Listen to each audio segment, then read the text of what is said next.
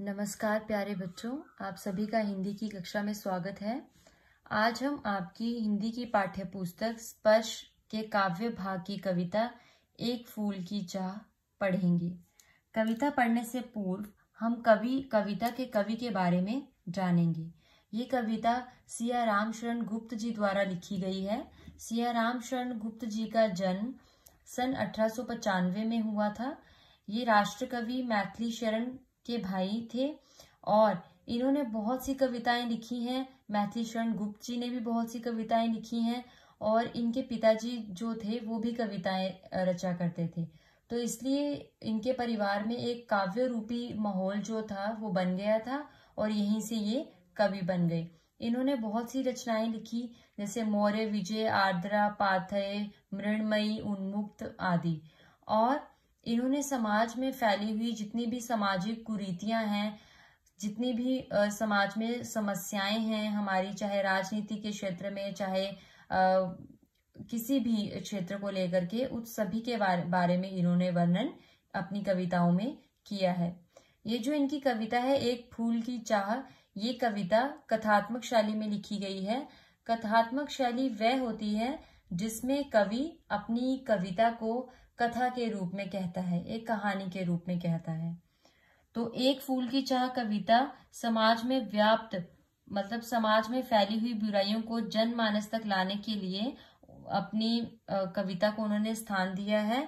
एक फूल चाह कविता में कवि ने समाज में फैली हुई छुआछूत की जो समस्या है उसको उन्होंने उजागर किया है कि किस तरह से समाज में एक नीच व्यक्ति के साथ किस तरह का व्यवहार किया जाता है और किस तरह से उन लोगों को बहुत सी मुश्किलों का सामना करना पड़ता है।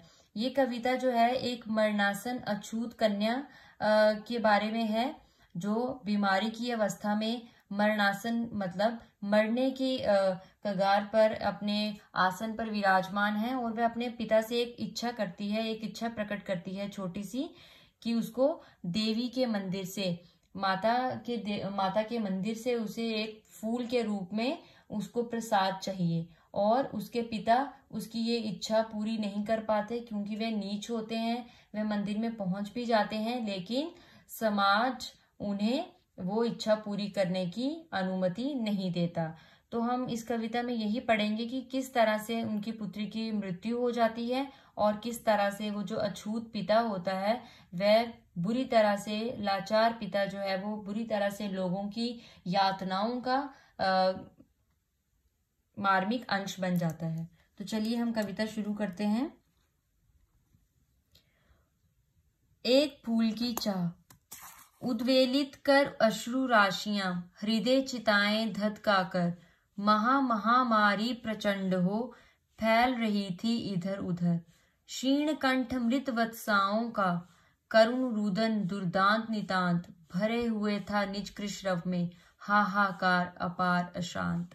अब इस पहले काव्यांश में कवि कह रहे हैं कि चारों ओर महामारी फैल चुकी थी। जिस तरह से आप देख रहे हैं अभी भी, जैसे हमारे समाज में, हमारे देश में, पूरे विश्व भर में कोरोना महामारी फैली हुई है, ठीक उसी प्रकार से उस समय भी कोई ऐसी ही महामारी फैल चुकी थी जिसकी चपेट में जितने भी बच्चे आते गए, जितने भी मासूम छोटे नन्हे बच्चे आते गए, वे मृत्यु को प्राप्त होते गए। और जिन माताओं ने अपने बच्चों को इस महामारी के कारण खोया था उनके आंसू रुक नहीं रहे थे। वो अपने बच्चों के वियोग में बहुत रो रही थी, बहुत ही ज्यादा करुणामयी हो गई थी और इसके साथ साथ उनके आंसू जो हैं वो रुक नहीं रहे थे। और रोते रोते उनकी आवाज जो है वो भी बहुत कम हो गई थी, बहुत क्षीण हो गई थी, बहुत कमजोर पड़ चुकी थी और इसके कारण उनकी करुणा भरे स्वर जो हैं उसमें भी एक अपार अशांति जो है वो सुनाई पड़ रही थी। तो यहाँ पर मृत वत्साओं हो गया जिन माओं के बच्चे मृत्यु को प्राप्त हो चुके थे, क्षीण कंठ हो गया दबी हुई आवाज, और इसके साथ साथ प्रचंड हो गया कि बहुत भारी महामारी जो है वो फैल चुकी थी। इसके पश्चात बहुत रोकता था सुखिया को, ना जा खेलने को बाहर, नहीं खेलना रुकता उसका, नहीं ठहरती वह पल भर, मेरा हृदय कांप उठता था बाहर गई निहार उसे। यही मानता था कि बचा लूं किसी भांति इस बार उसे।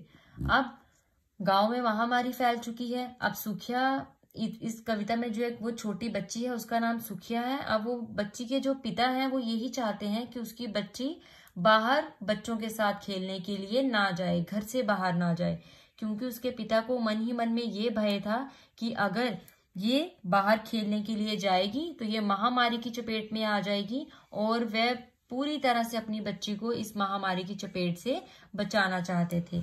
लेकिन फिर भी बच्चे तो बच्चे ही होते हैं और वह अपनी नन्ही शरारतों से कभी बाज नहीं आते। भीतर जो डर रहा छिपाए, हाय वही बाहर आया। एक दिवस सुखिया के तनु को ताप तृप्त मैंने पाया। ज्वर में विगल हो बोली वह, क्या जानूं किस डर से डर, मुझको देवी के प्रसाद का एक फूल ही दो लाकर। अब जो सुखिया के पिता के मन में एक भय, एक डर जो छिपा रखा था, वो डर, वो भय एक दिन बाहर आ ही गया और सुखिया महामारी की चपेट में आ गई। और जैसे ही सुखिया महामारी की चपेट में आती है, तनु माने उसका शरीर पूरी तरह से ताप तृप्त, पूरी तरह से गर्म हो गया, पूरा तप गया वो बुखार के साथ, और ज्वर में विगल हो बोली वह, और ज्वर हो गया, बुखार से पीड़ित होकर के सुखिया ने बोला कि मुझे बहुत भय लग रहा है। और उसने अपने पिताजी के सामने एक ही इच्छा प्रकट की। उसने कहा कि मैं चाहती हूँ कि आप मुझे देवी के मंदिर से प्रसाद रूपी एक फूल ला करके दो। बहुत छोटी सी इच्छा जो है वो बच्ची अपने पिताजी से प्रकट करती है। क्रमशः कंठ क्षीण हो आया, कंठ हो गया गला, शिथिल हुए अवयव सारे, बैठा था नव नव उपाय की चिंता में मैं मन मारे। जान सकाना प्रभात सजग से, हुई अलस कब दोपहरी, स्वर्ण घनों में कब रवि डूबा, कब आई संध्या गहरी।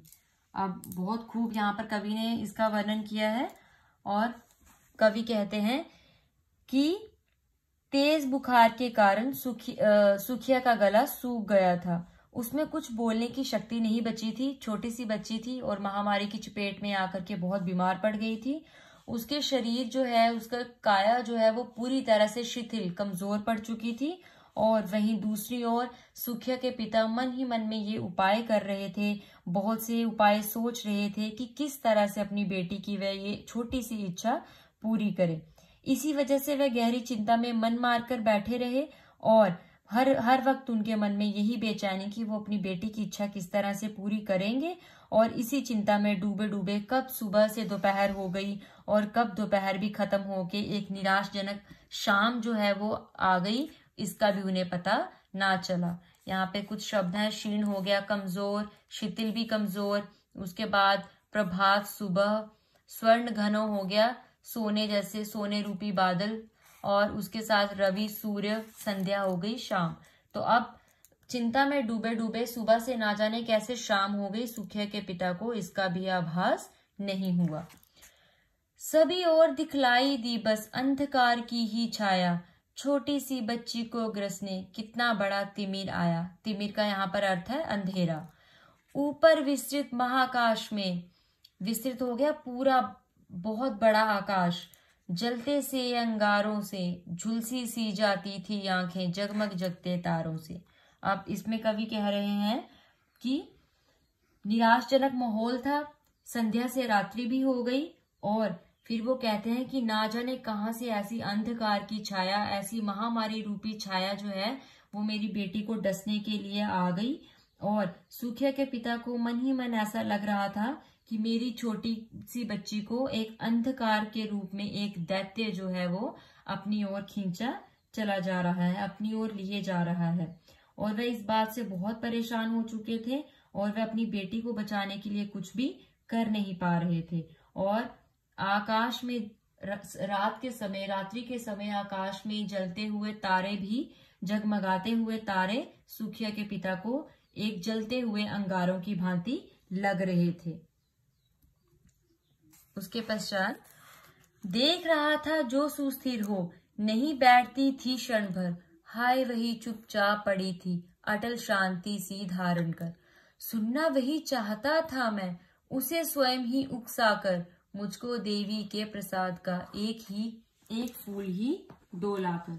अब उसके पश्चात पिता को अपनी बेटी को इस शिथिल अवस्था में देख करके, इस बीमारी की अवस्था में देख करके पिता को अपनी बच्ची के लिए बहुत दुख हो रहा था। और वह मन ही मन सोचते हैं कि कहाँ, जहां मेरी फूल सी नन्ही सी कोमल सी बच्ची मेरी पल भर के लिए भी शांति से नहीं बैठती थी, हमेशा उछल कूद करती रहती थी, और अब कैसे चुपचाप बिस्तर पर लेटी हुई है। और ऐसा प्रतीत हो रहा था जैसे पूरा घर जो है वो सुनसान हो गया है, पूरे घर में किसी भी तरह की कोई ऊर्जा, कोई शक्ति जो है वो बाकी नहीं बची है। और उसके पिता उसको बार बार उकसाकर, उसे बार बार बुलाने की चेष्टा करते, उसको बार बार बुलाने की कोशिश करते कि उसकी बेटी उनसे कुछ कहे, लेकिन सुखिया जो है वो अपने पिता से केवल यही बात कहती कि मुझे देवी के मंदिर से एक प्रसाद रूपी फूल चाहिए। ऊंचे शैल शिखर के ऊपर मंदिर था विस्तीर्ण विशाल, स्वर्ण कलश सरसिज विहसित थे, पाकर समुदित रवि कर जाल। दीप धूप से आमोदित था मंदिर का आंगन सारा, गूंज रही थी भीतर बाहर मुखरित उत्सव की धारा। अब इस काव्यांश में, इस पद्यांश में पूरा मंदिर का वर्णन है कि ऊंचे शैल शिखर के ऊपर, कि पर्वत की बहुत ऊंची चोटी पर मंदिर था विस्तीर्ण विशाल, बहुत बड़ा, बहुत विशाल मंदिर जो है वो बना हुआ था।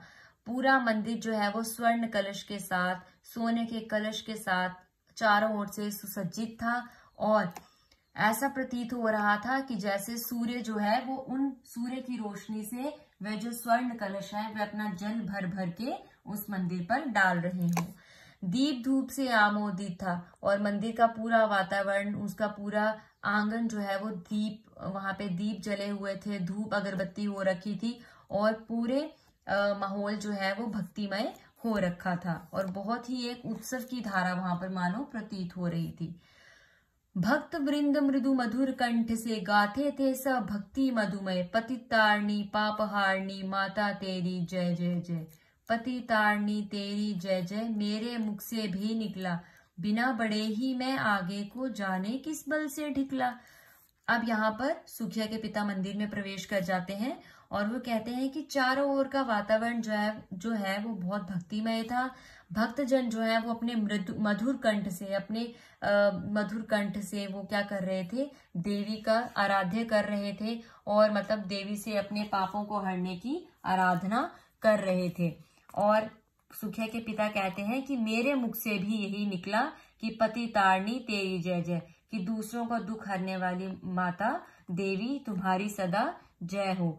और वो कहते हैं कि मैं उस भीड़ में अभी खड़ा ही था, तो ना जाने किस बल से, किस शक्ति से मैं मंदिर के भीतर प्रवेश कर गया, किस बल से, किस शक्ति से मैं मंदिर के अंदर चला गया। मेरे दीप फूल लेकर वह अम्बा को अर्पित करके, दिया पुजारी ने प्रसाद जब आगे को अंजलि भर के, भूल गया उसका लेना झट, परम लाभ सा पाकर मैं, सोचा बेटी को माँ के ये पुण्य पुष्प दूं जाकर मैं। अब सुखिया के पिता जो हैं वो मंदिर के भीतर प्रवेश कर जाते हैं। मंदिर में काफी भीड़ होती है, उनको एक धक्का सा लगता है और वो मंदिर के भीतर प्रवेश कर जाते हैं।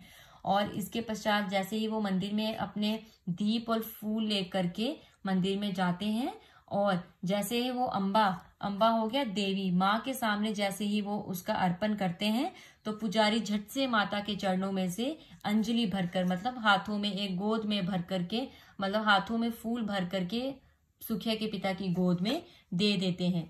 जैसे ही सुखिया के पिता को वो फूल देवी के चरणों से वो पुष्प प्राप्त होते हैं, तो वह बहुत अपने आप को बहुत परम अपना लाभ समझता है कि मुझे बहुत बड़ी मेरी इच्छा जो है वो पूर्ण हो गई, और वो बहुत मन ही मन बहुत प्रसन्न हो जाता है कि अब मैं अपनी बेटी को जा करके ये देवी के चरणों से फूल मैं अपनी बेटी को दूंगा, अपनी बेटी की इच्छा पूरी करूंगा।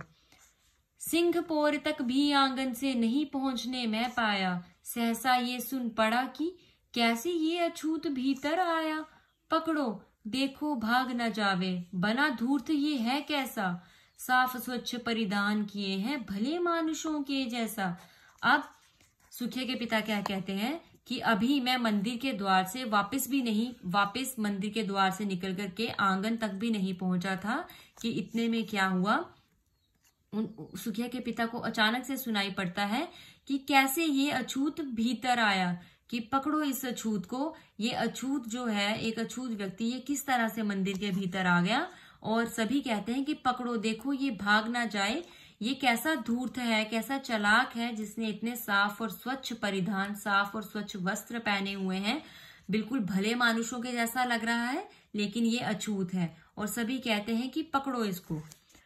पापी ने मंदिर में घुसकर किया अनर्थ बड़ा भारी, कलुषित कर दी है मंदिर की चिरकालिक शुचिता सारी। शुचिता हो गया शुद्धता। क्या मेरा कलुष बड़ा है देवी की गरिमा से भी, किसी बात में हूं मैं आगे माता की महिमा के भी। अब यहाँ पर सुखिया के पिता कहते हैं कि सभी लोग मुझे कहते हैं कि ये जो अछूत व्यक्ति मंदिर के भीतर प्रवेश कर गया है, इसने मंदिर के भीतर पहुंच करके बहुत बड़ा अनर्थ कर दिया है, और इसने पूरे मंदिर को कलुषित कर दिया है, पूरे मंदिर को इसने कलंकित कर दिया है, अपवित्र कर दिया है। मंदिर की सारी जो चिरकाल से, युगों युगों से जो इसकी शुद्धता जो चली आ रही थी, उस शुद्धता को अशुद्ध कर दिया है, मंदिर को अपवित्र कर दिया है।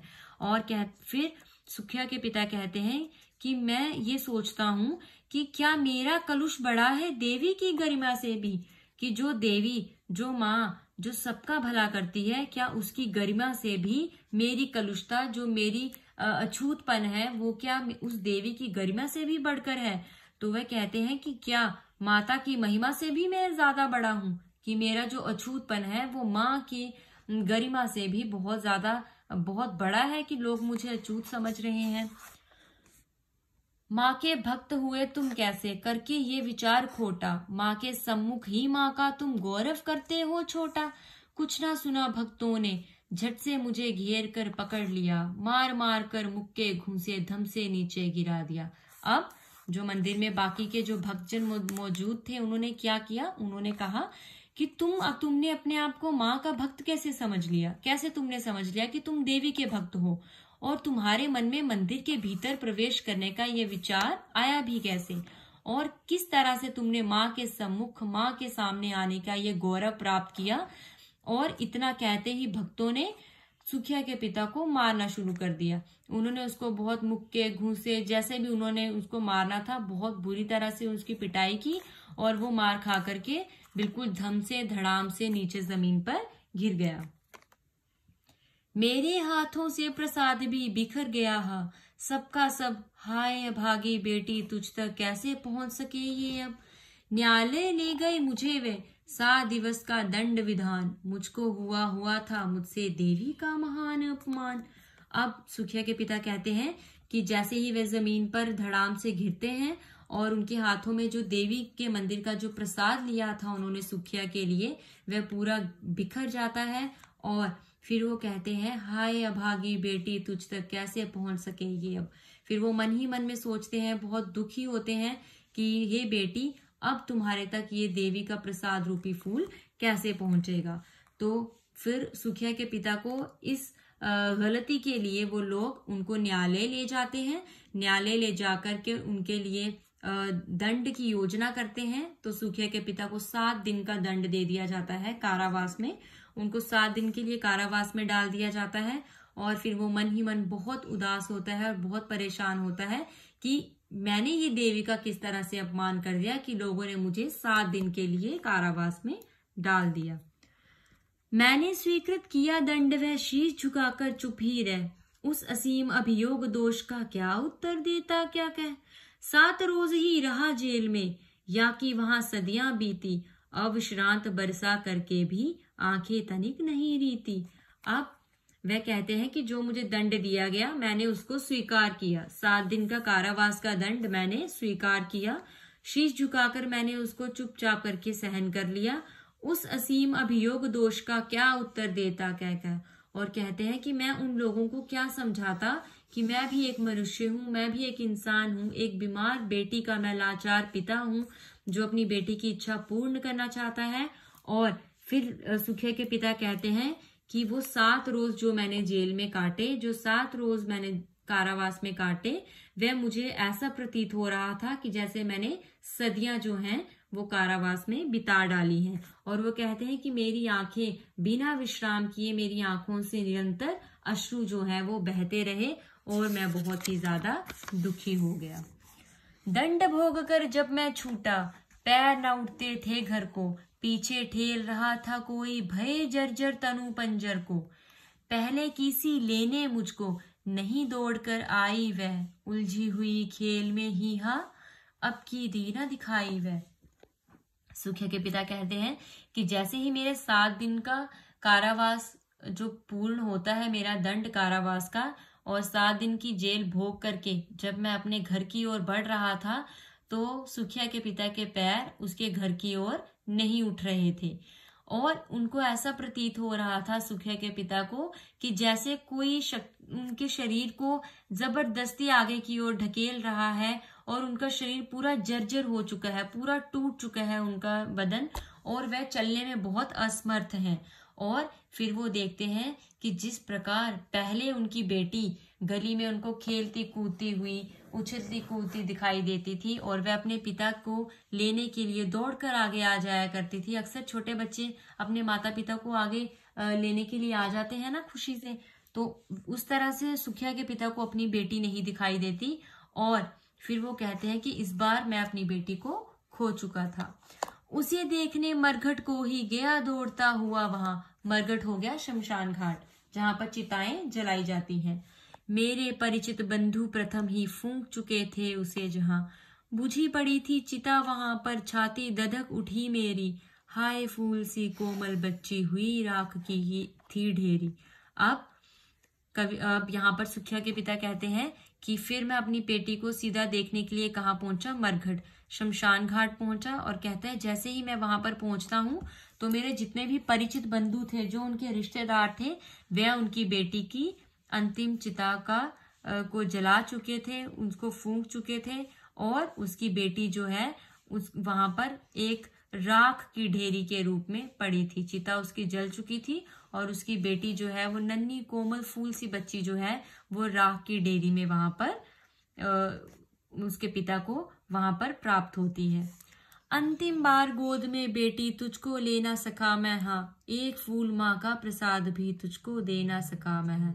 फिर अंत में उसके पिता बहुत ही दुखी होते हैं और बहुत रोते हैं और यही कहते हैं कि हे पुत्री, एक अंतिम बार भी मैं तुम्हें अपनी गोद में नहीं ले सका और तुम्हारी जो एक छोटी सी तुम्हारी जो इच्छा थी मैं उसको भी पूर्ण नहीं कर सका। मैं तुम्हें देवी के मंदिर से प्रसाद रूपी फूल लाकर नहीं दे सका और वह अपने आप को बहुत अभागा महसूस करते हैं। तो इस तरह से यह आपकी पूरी कविता थी, एक फूल की चाह, जिसमें बेटी एक छोटी सी अपनी इच्छा अपने पिता के समक्ष रखती है। लेकिन ये जो हमारा क्रूर समाज है जहाँ पर जात पात को लेकर के बहुत मतभेद होता है, ऊंच नीच को लेकर के बहुत भेदभाव किया जाता है, अगर ऐसा भेदभाव ना होता तो शायद इस कविता का अंत सुखदायी होता और इसका अंत कुछ और होता। धन्यवाद।